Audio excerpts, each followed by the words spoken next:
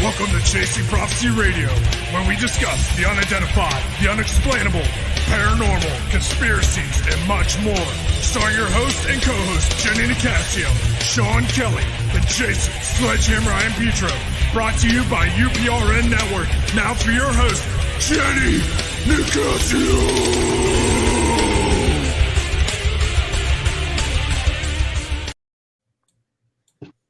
Good evening and welcome to Chasing Prophecy on FM 105.1 New Orleans, where we discuss anything and everything beyond the scope of normal. Remember to like us on YouTube and follow us on Instagram. Happy Thursday, guys. Happy Thursday. Yeah. Oh, one more week, guys. I hope you had a great day. I got my coffee ready.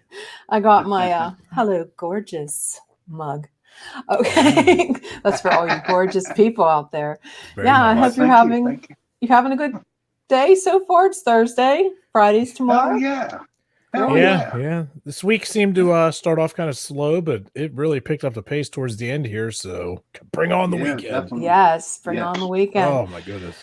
Well, I don't know if you guys have noticed that more UFO sightings have been posted to the MUFON.com. And I go in there and I look at all the stuff that they see. And as you remember, a few months ago, before the Senate hearings on the disclosed information regarding the UFOs that dive into water and then they shoot back up into the sky. Remember that?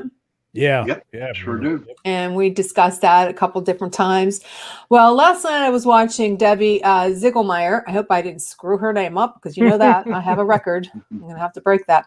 But I was watching her videos and I was like, oh, wow, this is so cool. And I just want to let you know that after, I do want to tell you that the more I watch them, the more I think maybe that she's onto something. And she believes that the underground water bases, there are underground water bases, alien bases. And she has a new book coming out too this month. And lucky for us and you guys listening, we have her on the show this evening. She's a successful entrepreneur diver. She does scuba diving. She's a paranormal investigator, a lecturer in Missouri. Among her paranormal research efforts, she has spent the last decades, I guess maybe more, looking into UFO phenomena. And she's the state director of the Mutual UFO MUFON, and that's Missouri chapter. And she's the head of the MUFON Dive Team, which I think is so awesome. Can't wait to talk to her about that. And she's a member of the MUFON Board of Directors. She teaches underwater UFO search and recovery. She's appeared on as a volunteer archeologist on the Syfy station, Roswell Crash Startling New Evidence, and NBC's Sci-Fi Investigate Roswell. And I'm sure there's 100 more things that she has done. So without further ado, we are going to welcome Debbie. Welcome to Chasing Prophecies. Welcome back. That's all I'm going to say. Hey, Debbie. Welcome back, Debbie. What can I say? We had you back in July. Oh, she's muted. She's muted. Oh, no. Yeah. Okay, let's see why she's muted. I have her in there. It might be on her end. Debbie, you might be muted. Now am I unmuted? There we go. Yes, you are. Welcome back. Welcome back. We had you in July when we had the panel while we discussed the Roswell incident, which was very interesting. So, Debbie, since you had a time to digest all that what happened last month, and before we get started, all this hair. You have a beautiful head of hair. What's your conclusion to this? Because we didn't get we heard what Joe said about it, and we heard what Tom Carey said. So before we get into, dive deep into the underground alien bases, what do you say about that? Roswell. Well, about Roswell. Do you think? I'm sure you. Well, then let me have you talk and tell us, because I'm not going to screw that up. I definitely think there was a crash. And in fact, July, I believe it was 7th and 8th of 1947, there were sightings over Catalina Island off California. And in fact, that right around that couple weeks, starting just a couple weeks prior to the Roswell incident, there were sightings that were going on, multiple across the whole country. And as far as actually having a crash in Roswell actually occurring, yeah. I talked to a lot of witnesses there who, they said they saw something, explosion in the sky. I talked to the Brazel family members. I talked to the granddaughter, Fawn Fritz, and she said she remembered that Granddaddy had seen creatures. He described them as creatures. She also told us that Granddaddy didn't get a brand new pickup truck. There were a lot of rumors going on. They did hold him for 5 days. Why would they hold this man for 5 days? And, he was the foreman of the Foster Ranch. Went out there and found debris. And, why would they hold this man for finding a weather balloon? They used to find weather balloons all the time. And in fact, I think it was 2007 or 8. I was driving down there, and the weather balloon went right over the debris field. I mean, I have it on video. So there's so much that, I could go on forever and ever. And you can tell behind me, there's probably a whole shelf of Roswell books. Wow. Oh, wow. That's amazing. There were too many people that saw too many things, and just to have this made up. And the cover up was way too big. In fact, let's see, it was Nancy Easley Johnston, that was one of the archaeology volunteers in 2002 when I did the first archaeology dig. Her daddy was the person that cordoned off Easley. There was Captain or Colonel Easley, I believe, cordoned off the area a quarter mile. They walked shoulder to shoulder, gathering up pieces of a weather balloon. I mean, really. That's why I said, well, Tom Carey has been investigating Roswell. He's got a lot of books on it. And that's why I said, Tom, I want to hear your take on this, because between him and Don Schmidt, I think they've interviewed over 150 witnesses. I mean, I've probably interviewed 25, 30, but I met Glenn Dennis, who told me the story. He sat me down in his office way back, I think it was 2002, and even told me about the nurse that had drawn on napkin, had drawn the alien face and the hands with 4 fingers, and then had taken it, showed it to him, said that's what she saw, and then she lit it a fire and put it in a glass of water. I talked to Walter Hott. I knew both of them very well, and we would, my brother and I would travel down to Roswell every 4-day holiday week, and we'd be there 3-4 times a year, and we were always invited into their office. They were both wonderful gentlemen. So it would be a lot to do about nothing if something didn't happen. Definitely. Yeah, that's it. Definitely. Yeah. Definitely. So let's dive deep into the UFO, into the ocean. Okay. You mentioned in one of your YouTube videos that 1 in 5 UFO sightings are water related. Right. Tell us about that. Well, I've been, surprisingly enough, I was not that big of a water person, and I kind of got drug into it. I think maybe right place at the right time. Since I had become a MUFON field investigator in 2001, I became a scuba diver just right after 9/11, the weekend afterward.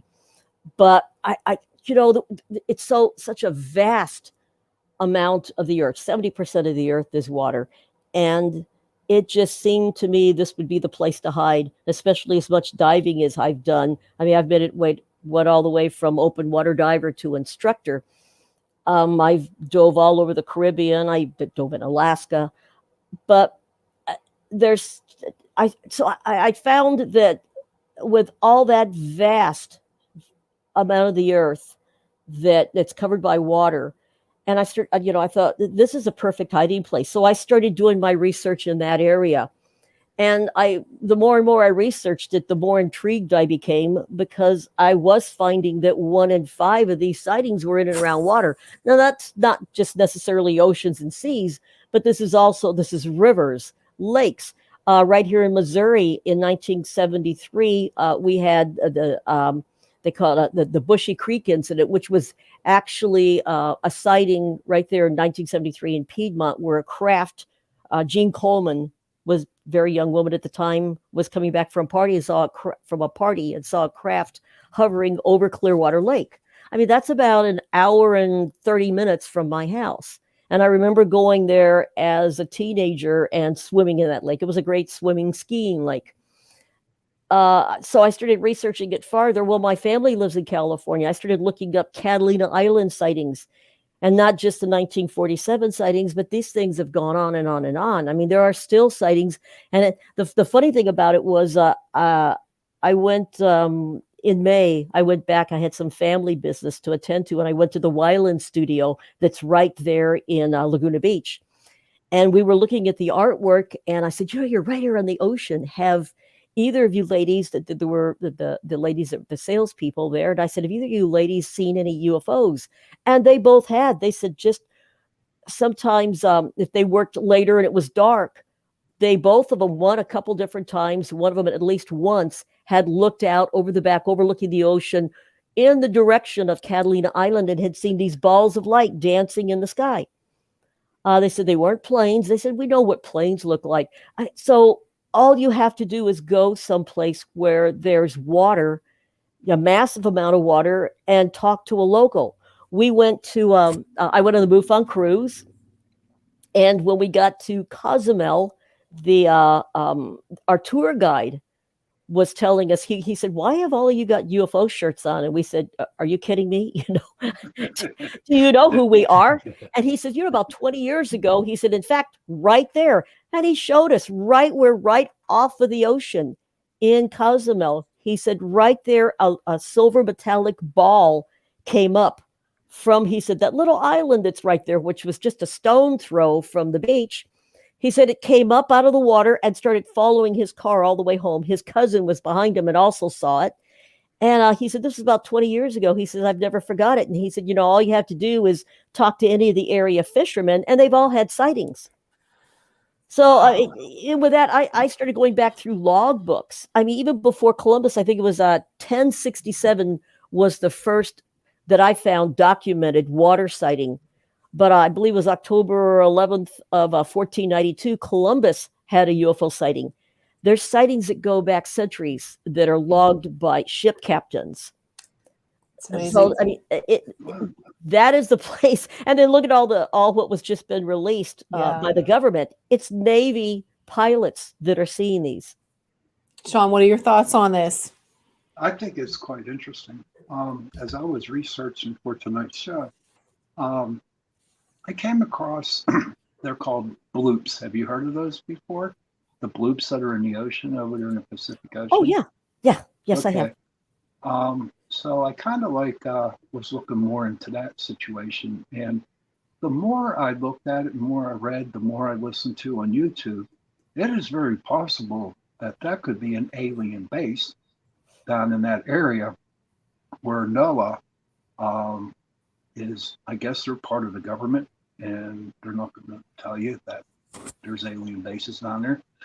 But it kind of really intrigued me when a friend of mine told me about the bloops. And so as I was researching, I came across this, have you ever heard of H.P. Lovecraft? He's an author. Back in 1926, he wrote a book called Cthulhu. It was a little short story that he wrote, and it was part of an underground city in the Pacific Ocean. I don't know. I wondered if you ever heard of that stuff or not. No, I did research. I found a lot of excerpts, Psalms from the Bible. I also found ancient Japanese stories about a lady that I believe they said her skin was so white it was almost bluish, that she floated in some kind of a strange craft onto the shore, and they took her in.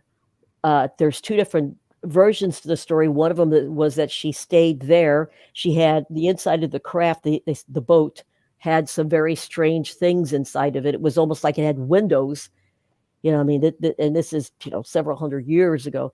And they kept her and pushed the boat back out. And another version of it was they put her back on the boat and pushed her back out. So stories, I've done a lot of research, but I never saw that. There's just so much out there. It's just incredible, especially that has to do with water. Jason, do you have anything on that? Or want Yeah, to comment? speaking of the water and UFOs, something I was thinking about that you may know is do the UFOs prefer like salt water or more of like a freshwater area, when it comes to, having their bases and everything? Is there like a difference between that one over the other? I don't think it makes any difference. Clearwater Lake, of course, is freshwater. The ocean, you hear about, Shag Harbor, Right. the incident where there was the crash in Shag Harbor. I believe as far as maybe base wise, depends on the agenda. If you're going to look for a place to where you're going to hide, and a base could be underwater, but it doesn't necessarily have to be a craft. They could have built something underwater, and over centuries, they could have been there for absolutely for centuries. Especially with the research that I've done, where you could have a physical base, you could have a wormhole, you could have a craft that can move. So there's I think a lot of it too. We try and rationalize what people are seeing or try and investigate what they're seeing, but we humans have a bad habit of categorizing. So. Right. And just because you see an alien come out of the water, you say, "Ooh, alien base." There's a lot of different aliens. It could be a physical base. It could be in a mountain. I believe there's Moon Mountain off of Catalina Island. I believe there's something in there that maybe the mountain opens up and they go in. I believe other areas. Alaska is very active for bases, but some of the places where things have come in and out of the water, I think there could be a base in one place that's one species, and it could actually be a wormhole in another place that's a different species, because there are different species of aliens that are being seen in the same general area, especially Puerto Rico. Oh my gosh, if you go on Jorge Martin's website, he's the foremost expert on Puerto Rico. I spoke with him, and he said that there's a wormhole that comes opened up into the sky, and it's on his website. Good. And he says craft come down and enter the water right by ponds. And then he said they go back in. I mean, it's on his website. So, I mean, he's been investigating there for years. So, I mean, the Caribbean is a fantastic place to hide. Nice. Do you think that a lot of these aliens that are underwater, like they reside in like the depths of the ocean that we are unable to get to, like currently, so like it's harder to detect them? Is that a possibility? If you could travel light years, or you've got the capability to travel maybe warp time or bend time, or maybe come back in time, this could be us. Some of them could be us. Some of them could be coming. Basically, the technology is that it doesn't really matter how deep or whether it's salt water. I don't think I ever answered the other question, whether it's salt or it's fresh. Carl Feint and I had a conversation. He was a wonderful man. I was sad when he passed, and he seemed to believe that the electromagnetic field that is around all these craft that we hear about, that gives them the ability to enter and leave the Earth's atmosphere at high rates of speed, and also enter the water and move through the water at high rates of speed, because this electromagnetic field is covering the craft. So the craft never actually comes in contact with the water or with our atmosphere. So it's a barrier. Exactly. Yeah. That would answer the question of the salt water. And as far as the depths, if you're going to try and hide, you're going to hide in the depths. But let's just say that, what's H2O? Hydrogen and oxygen. Okay, so maybe they're using the hydrogen as a form of a fuel, and they're replenishing their ships, like NASA used hydrogen, and went all the way back to Mercury, was using hydrogen for their fuel cells. So you would go into a deeper body of water, let's say a river or a lake, and you sift things out. Maybe another species just needs some type of food, plankton, kind of like whales. How whales will filter through and they'll eat basically ingest plankton.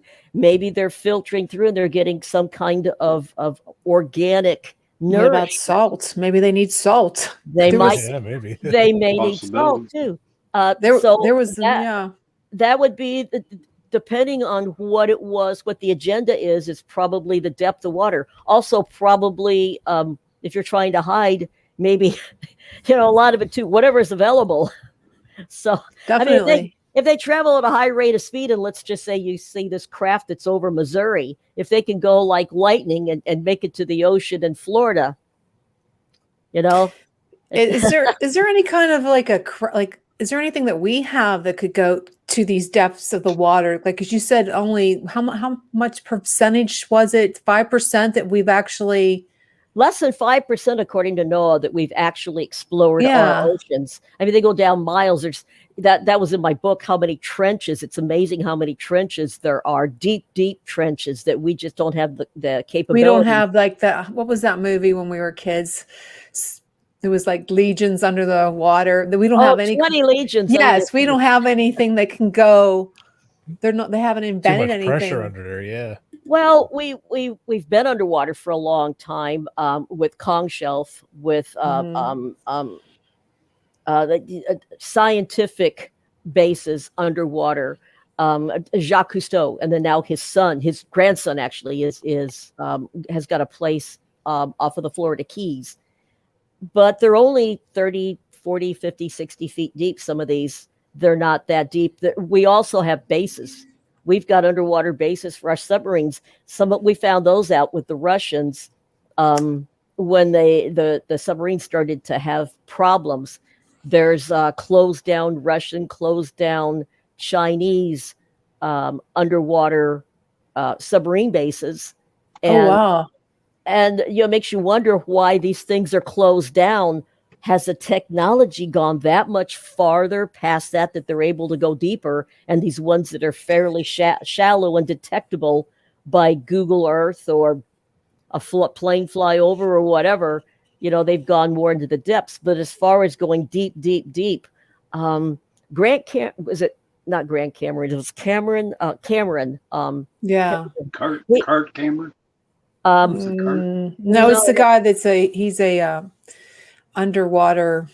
Well, he went down in a few years ago in just like a bullet that went down into the Mariana Trench, very deep in the water. But he was just barely down there and then just came back up. You can't really go at depth for very long. And tell us how. I mean, I was also reading about you being a scuba diver. Like you in your bio, how did you get into that? And how did you start the MUFON Dive Team? Tom Ferrario and I did way back. We were working with Ted Phillips, and Tom has now taken over in place of Ted Phillips. I guess it's SIU team, I believe. But his Marley Woods team. But we got into discussion one night over a campfire investigating Marley Woods with Ted. And Ted was really into caves. And we started thinking, what about underwater caves? And then we started thinking, what about underwater? And before we knew it, Tom and I were running, I believe it was back in 2003, we held the first underwater UFO search and recovery class in Rolla, Missouri, in a quarry. That was great. We put a 10-foot in diameter satellite dish with legs on it and put it underwater at 30 feet. And I mean, so we had a whole weekend. I believe we did 4 dives. But I mean, that was the premise behind it too, was that when you try and dive for something, if you're looking for something, we took them all down 30 feet and told them ahead of time, you're going to descend down this line, go to the UFO, swim around it, then compass your way back to shore. And we hovered underwater and waited for every one of them to come back, because the metal from the satellite dish, it caused a false north.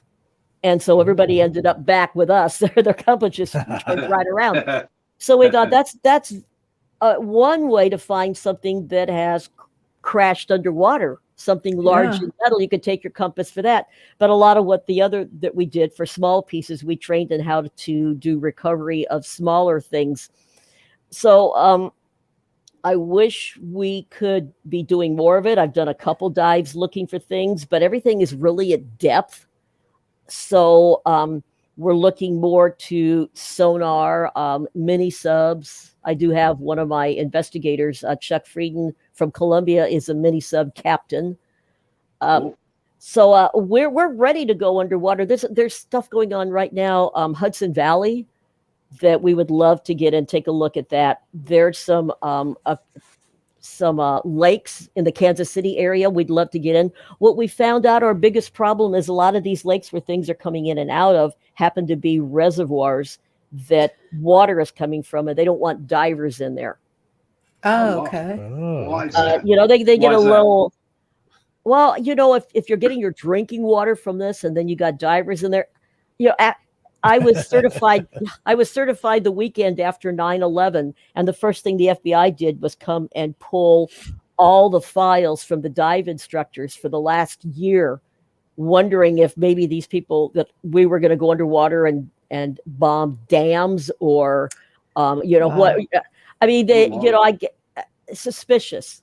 And if you've got divers going underwater in an area that they're not usually there, people get really suspicious, especially with things that, the way the world is now. Right. If they're traveling, these crafts are traveling 1,000 miles an hour, and why aren't there any sonic booms? Well, Go yeah, ahead. that was Carl Feint's theory. Was it the electromagnetic field around these craft that they're able to enter and leave and enter the atmosphere without causing a sonic boom? And then also I spoke to a couple different people that have been on nuclear subs, and they talk about fast movers, and these things go across the sonar just at a high rate of speed. They could travel through water faster than our capabilities. And it's probably because this electromagnetic field around them, they can just skip through rather than, trying to push your way through water. It's almost like a force field kind Right. of thing. Yeah. John, I don't know if you know John Venture. He used to be a MUFON director for Pennsylvania. When I was writing my trilogy From the Sky, one of the things we talked about, for my third book, what could prevent these crafts, like you said, a barrier? Could it have something like he said, boron covering? I don't know. What do you feel about that? Like it has a boron covering. What do you think about that? The craft? Yes. Possibly. If he was able to find some kind of evidence of a craft having a boron covering, might be, but then you've got several different species. It might be something from somebody else. It's hard to tell. We in Roswell, we found back in 2002, I was sifting through and found just a little silver metallic piece. It was like the Golden Grail. We went over there and out in the desert in the heat. We're sifting. John would understand that, huh, John? Wow, not even a tree, to go behind for a little shade it was my brother had it analyzed through his work. They had a piece of equipment that could take it down to microns, and it was really pure aluminum with a little bit of silicon. The dirt particles on it had titanium, but only in the dirt particles. That's strange. Only in the Yeah, dirt particles. and I spoke to Stanton Friedman right after we found it, and he said that he had reports because it was just this little piece of triangle, and it was really flimsy. And I had a lot of people say, "Would you try and tear it?" I went, "Well, no. I don't want to try and tear something and destroy what I found." The first thing I did in this heat was I put a finger lock on it because the wind was blowing, and I'm out in the middle of the desert, 75 miles from the town of Roswell, and I put a little envelope, marked it, and sealed it up so it could be analyzed. But Stanton had said that he had reports that some alien beings, witnesses, had seen their suits were a bunch of little tiny triangles all put together. Oh, You know, just this little, that was the Wonder pattern. why that would be. Well, I guess just the pattern of a whatever it was wearing, and that they were just all these, the pattern was little triangles. And I thought, well, that's really kind of interesting. Could even be like sort of like a fish's skin. You know how that, do you ever Right. know? Like Yeah. scales. Well, what about, Scales. yeah, like scales. Well, what about, okay, so we're talking about underground alien bases and aliens. And you have the mythology of mermaids, mermen. Right. Maybe those are a species of aliens, or maybe they ship-shaped that they can swim underground and then they can walk on land. Maybe that they could do something like that. I never thought of that with the underground bases, because people, I mean, for Well- centuries have seen, these fishermen have seen these creatures that Right. they're part man and part fish. I saw a special on that maybe 2-3 years ago. Somebody had video of a mermaid. They were down really deep, and this thing Mhm. came across the screen. Then I heard that it was faked, but I don't know. You know, if you discover something and someone wants to cover it up, the first thing they do is yell "fake," and everybody backs Yeah. off and goes, "Ah, well." And But the Russians released a lot of freedom for, I guess, their Freedom of Information Act. They released a lot of documents, and in those, and then also a book. I ordered a book about Russian UFO sightings, and the in both places, I've through the documents and in the book, which maybe the book probably got them from the documents.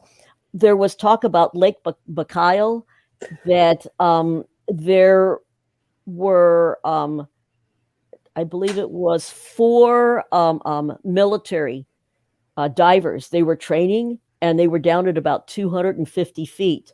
So, I mean, that's high-tech diving, because a recreational diver is, you know, we're limited to 130. I've been to about 145, just kind of through default in Cozumel. But they were down there and they saw this group of aliens. I believe it was 5 or 6, but they said they were tall, about 10 foot tall. They had something in their mouth like a breathing apparatus, but they really didn't have a tank, you know. And so they didn't have the kind of equipment that the divers had, and they were 10 foot tall, really shiny. So it kind of spooked these divers. They went back up. And in fact, I think it was 4 aliens and 6 divers is what it was. The divers went back up, and a couple days later, some brilliant official decided that they were going to send these guys back down with a net. So they go back down at depth with a net. they're going. right? Coming to get you. They're going to bring one of them up. Oh, the poor And- little Oh my creatures. gosh! So, the 10 foot tall. Oh, So jeez. they With a go net. down there, Like, and here, come here, come on, just jump in this net real quick. It's terrible. well, one of the divers approached with this net and went to fling it over this alien. And when they did, the alien put his hands out like that, and the divers immediately went from 250 feet to the surface. Oh my Wow. goodness So gracious. decompression sickness. Well, the Russians only had 2 decompression chambers available, Oh no. and one was Oh, wow. broken. So the 2 lowest ranking members were just allowed to die. And they took the Wow. other 4 and they shoved them in this one decompression chamber. And I believe then 3 of them passed away. Only 1 survived. And from what from what the article had said was that you're not allowed to dive at depth anymore. They stopped the training in that lake and a nearby lake. And then I also came across a story of in the mountains, found in a cave, were odd-shaped, 10-foot tall skeletal bones of something that looked alien. So the Russians have 10-foot tall alien species, apparently, that can dive at depth, live at depth. Apparently, there's some kind of a base down there in the area. I did a lot of research, and it seemed like Russia, that in and around Russia, there, I guess maybe the cold water. I don't really know. Maybe. But Have you ever talked? Have you ever talked to some Russian UFOlogists about it? no, I the one that I had that wrote the book has since passed away. So no, I really have. I would assume that they'd speak Russian, which I don't. I had a hard enough time understanding that Mr. Martin because he had an accent. And then I asked him, I said, how come your book on Puerto Rico, you only have one book that's in English? And I said, your magazine, I would love to take your magazine. And they're all in Spanish. So he did put out one book. No me hablo español. Yeah, I never learned. No, I think if trouble with English. If it was me, even though I would find an interpreter and try and find a ufologist over there to try to compare the stories, what they think. I started researching Russia for the book, so I haven't researched it for that long. Maybe 3 years ago, I think actually I started researching. And it was probably because all over the news, it was always, if you remember the last 3, 4, 5 years, it's been Russia, Russia, Russia. That's all you hear about. Russia's, and every time anything happens anywhere in the world, the Russians are behind it. And I got so tired of hearing Russia, Russia, Russia. And I thought, oh, I wonder what kind of sightings. I could have researched China or, just about any country, but Russia was on the mind. And so I started looking through, ordering books and looking online, freedom of information. And I just started going into the, more in the Russian, because there's a lot going on in the UK, in Wales, and in Scotland. But that's kind of the reasoning behind. Yeah, I'd love to interview somebody in Russian. That'd be cool. I think that would be nice. When you interview all these the people that you interview, is there like a certain way that you differentiate like who's telling the truth compared to like maybe somebody's just looking for, like, hey, I saw this, I saw that, but they really didn't, but they just want to get like recognized kind of thing. You know what I mean? That's where research comes in. I believe last I looked, it's somewhere around 900 MUFON investigation cases that I've worked on. That's not counting stuff I've done on my own. And you get to, after a while, it's like a police officer. There's signals. You can tell right off if a police officer goes up to a car on a traffic stop and they've heard every single story. Right. How many times? Usually a big giveaway is a witness will have pictures and they don't want to give you a copy. They think they're going to make $1 million. And I went, yeah, okay. I've been in this for 20 years. There's no money in this. I mean, you all know that you're not going to get rich. Right. I mean, I have a picture of a craft that, 3 little craft that I took off of a cruise ship. I have no idea. I've since found 2 other cases. That was in 2006. I took that off of Royal Caribbean.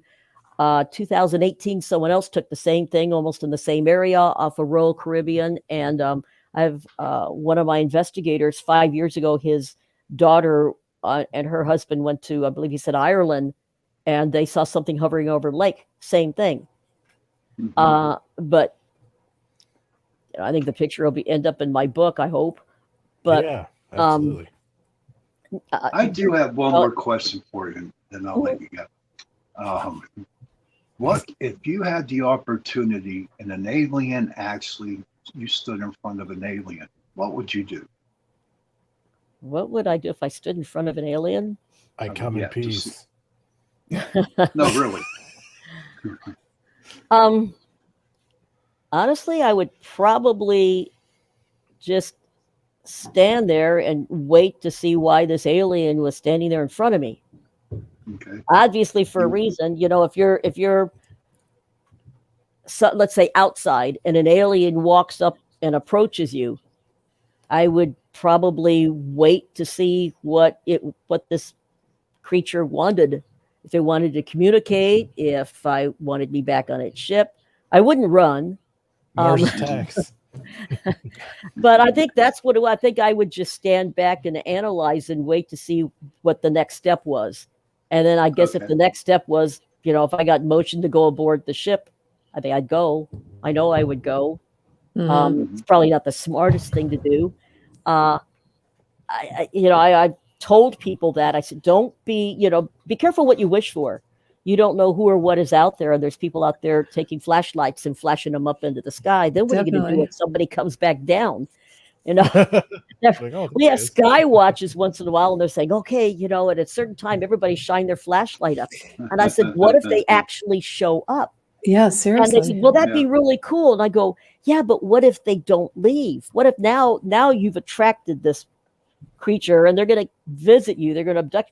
I just rather play caution, than throw caution to the wind. You don't want to antagonize them. Well, no, you don't know. And I mean, it could be a creature that would be a being that was friendly, and it could be one that maybe not so much. A little hostile. It could be somebody that says, greetings, welcome to my planet, or welcome to my ship. Or so it could be another one it's a cookbook. It might not be like Close Encounters.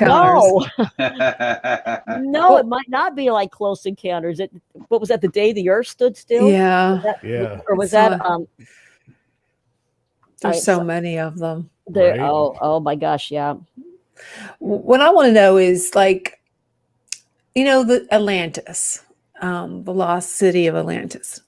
Now, what if that really isn't, maybe it's still there and it's not really lost. And these creatures or these crafts, these UFOs that are diving in are part of that civilization that's still, maybe it's still there and we just haven't found it. It's so deep down that we can't find it. That could be it too. You don't know. What do you think? Could it be part of Atlantis, or is that just a little fairy tale? Oh, I don't know. I think fairy tale. I think Atlantis, existed, but I think it sunk with a tsunami, and it's a matter of where. There's people that said, well, Atlantis was in the Caribbean, and then they're saying that it was. Oh gosh, where's another place? Well, do you think it's connected to like the Island? Bermuda Triangle? Bermuda Triangle. Everybody talks about the Bermuda Triangle. There are several triangles. There's the Alaskan Triangle, the Bermuda Triangle. There's a triangle right off Japan that's the same way, that ships go in and they don't come out. Well, have any of these UFO sightings, or these crafts that go into the water, they've been seen in one of these locations? Do you know of? Oh, well, the Bermuda Triangle is Miami, Bermuda, and I believe just a little bit on the other side of, I believe, Puerto Rico. So absolutely, yes. The Caribbean is a big area for UFO sightings. Guantanamo Bay, Cuba. I mean, that's... What if they're the reason everything's disappearing? Ooh. Well, like Alaska, too. I did a couple of episodes of Alaska Triangle, and actually got to go to Alaska and got to go scuba diving in Alaska. Oh, that was phenomenal. But I talked to locals there, and they said, well, there was there was a Loch Ness monster that was going by in this one area. And I talked to one of the local fishermen, and he said, it was they followed a submarine in, and here it is, a bay in Alaska, a little town of Valdez. These fishermen had followed a Russian submarine that had come right into the bay. Oh, wow. And that was a periscope. Oh, geez. But yeah, I thought, oh my gosh. Oh, we thought it was Nessie. But then I also talked to people that said that there are craft. They're watching these lights just coming in and out of the water. I started doing research about what was in the water in that area. I mean, there's some areas over by let's see, Prince William Sound. There are so many boats that are down in that sound. I couldn't believe it. Yeah. I went through, I did research for months. Every time I found anything, I'd go to all the websites. I've got them on Google Earth, all marked, everything, all the ships that have gone down. Why are so many things sinking right there? I know some ships where I went diving, there was a dock down and they had to do with an earthquake. Mm-hmm. But there's, and why is HARP there? There's really. Just north of Ketchikan, there's 2 different HARP installations. They've also got just a little bit north of that our military base, and they're putting coatings on submarines and testing acoustical. So you can't ping anymore. Sonar, they're going to be stealth. But with all that going on, and then people, I mean, the people, an unbelievable amount of people disappear every year in Alaska. They just go off. Now, some of the locals said, okay, It's a well, hot spot. they said they're dumb tourists that carry food in their backpack and they get eaten by grizzly bears. Oh, geez. And then I talked to my dive buddy Alex, and he said that that he's part of the water rescue. That they rent jeeps and they rent not jet skis, snowmobiles, and he said they drive onto a lake that's not all that frozen, and they go in, and they're always having to body recovery. So that's where some of the people are, but there's not that many stupid tourists that go hiking. Grizzly bears aren't probably eating them. Somebody else is eating or taking them. Well, and then I found a mountain that there's in the area where they have seen the mountain open up and close again, and that craft are coming in and out. And I found that our government was doing remote viewing experiments. And some of it, they were asking people about, they were giving them areas, and one of them was in Alaska, trying to find out, wanted to know what was inside this building. I don't know if you knew that, but for years, our government was doing a remote viewing project I with believe people. that. And because they wanted to know what was inside a base, or they thought maybe they could control people if they knew what was happening, let's say in the Middle East someplace, they could remote view it and they'd know where the soldiers were. So I even spoke to a couple different people that were involved in that project. So this was back started, I believe, in the early 70s, and they were remote viewing parts of Alaska. I thought, why? Especially in the 70s. So that's a really intriguing place. There's a lot. I don't know if you'd ever seen that TV show, but there's a lot that's going on in Alaska that's just crazy. There's so much wilderness too. It's like they can. Well, I mean, so there's a big Alaskan triangle there where, most of it goes on. And then you've got Bermuda, then Japan, the boats and things that disappear. I kind of tracked down a couple other ones too off the East Coast. There's one. I mean, there's one in England. I mean, there are other triangle areas, and why, I don't know. My expertise is more water, but I believe it may have something to do maybe with ley lines or maybe ley lines. The ley lines, from what I understand, there's electromagnetic fields involved with ley lines, and there's people that do research on that. I have one last question before I have to let you go. We're in we're not New Orleans. The show, the broadcast is going to New Orleans, Henderson Point. I have a question about this part of the time. You probably don't. Maybe you've heard it in your area. There's been these sounds in the middle of the night, like a trumpet, like a continuous sound. Have you heard anything like that in your area? Yes, I did. Do you have any idea what it could be? I have no idea. I didn't even know the sounds existed. And we had a UFO flap in Missouri, mostly in the starting in, I guess, fall of 2011, going into 2012. August 5th of 2011, my husband and I were sleeping 3:10 in the morning, and we heard this unbelievable, it was bang, bang, bang, bang, bang, loud. Now, my husband's deaf in one ear, and it woke him up. He jumped straight up, and he's running circles. What is that? Well, we thought it was our whirlpool tub outside, our hot tub. Mm-hmm. And so he went running down the stairs for that. I went out on the deck, and it wasn't that. You could tell the sound was coming from about 60 degrees in the sky, and it was kind of an overcast, kind of hazy sky. And it went from that to the sound. The only way to describe it is, you've seen War of the Worlds with Keanu Reeves, and when that machine comes up from underground, it makes that really weird sound. That sound was next. And I went, oh my gosh. All the lights in our court and the subdivision on the other side came out. People were out on their decks and everybody was looking up. I grabbed my recorder, and just as I did, the sound changed to like almost underwater, like, blah, blah, blah, blah, blah, blah, blah, blah, blah. And I got about 2 minutes of that. And then it just stopped. I mean, not died down, just flat out stopped.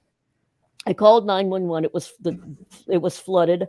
The phone lines flooded. I then talked to the next morning, a police officer friend of ours. He gave me a private number to dispatch. Dispatch told me, the gal says, well, when I came on this morning, they told me to say it was the sewer plant down the road. She said, he told you to say the sound. And she said, but what's really weird is the sewer plant, I believe, is 6 miles as the crow flies from my house, even farther by road. And she said all the reports were within a quarter of a mile. I went over to the sewer plant, and it's August. People were outside barbecuing because this happened on a Sunday. I mean, early Sunday morning. They're out barbecuing Sunday afternoon. No one heard anything. And I could see the sewer plant. Nobody heard anything. I never could find out what that was. Nobody knows what it is. The trumpets of Gabriel, they call it, or something like that. Maybe. Yeah. I found the exact same sound. I did an algorithm on it. And in Canada, they ended up all over the world. Linda Moulton Howe and Jaime Mousson did a whole presentation on the sounds. I would love to know what it is. No one knows what it is. It sounded almost interdimensional. It could be the Earth itself. Well, I thought it's loud. You know, and I was going to take off on my Jeep, and my husband said, "Where are you going to go? I mean, what are you going to look for?" And I thought, I don't. Something's up there. Something's going on. That's funny. I think it was either I had someone remote view it. They thought it was a cloaked ship. And I had someone else that said that they thought it was interdimensional, that there was like a riff or something, and that we were hearing sounds from another dimension. Maybe. That's possible. Well, we're going to have to leave it here right now, Debbie. So where can someone get your book when it comes out? It will be available on MUFON Store, Amazon, my website that Margie K is putting up for me, DebbieDiver.com. It's the alien colonization of Earth's waterways. Wow. Well, thank you again for coming on the show. We really appreciate it. Pat, we'll have you back on when we have more time. We're going to have a bigger show. So next week's our big one. So thank you. From now on. Okay. Thank you for joining us. Thank you. Bye-bye. Bye-bye. Bye-bye. Oh, that was a really good show. We learned a lot from her. Yeah, definitely. Yeah, so it was very much. We can discuss. Yes, trying to attack me. I'm sorry, but keep an ear on that trumpet sound because it was in Western Pennsylvania and it was in the middle of the night and it's continuous. Sounds like a trumpet horn. It's a continuous, like a siren that keeps going. You know what? What if it is like the Earth? You know, because scientists and all that have been able to take sounds from like Saturn and everything, and it just sounds real creepy, like or it could be Gabriel's trumpet. You never know. Could be.